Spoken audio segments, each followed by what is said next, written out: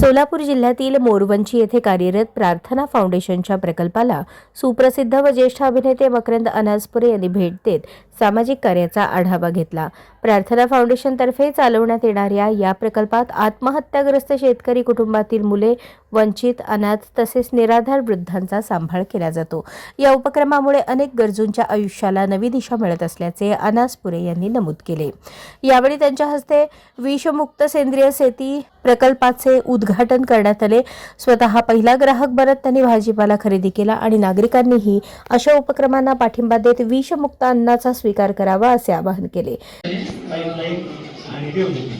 अगदी खडकाळ आहे, त्याच्यावर माती एक एकरावर त्यांनी टाकून दिली। भाजीपाला पीक आता सर त्या कंपनीनेच कन्सल्टिंग करताना ते कसं आहे, KVK मध्ये त्यांनी कशी केले प्रयोग की अशा पद्धतीचं ठेवत नाही।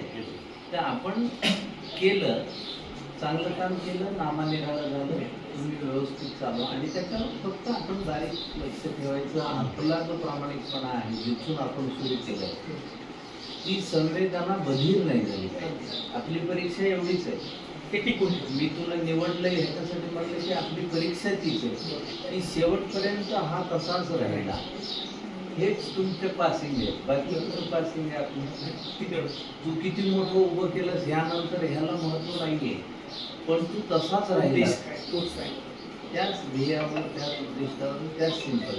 आता हे कपडे कार्यक्रमात स्थानिक मान्यवरांसह प्रार्थना फाउंडेशनचे पदाधिकारी उपस्थित होते।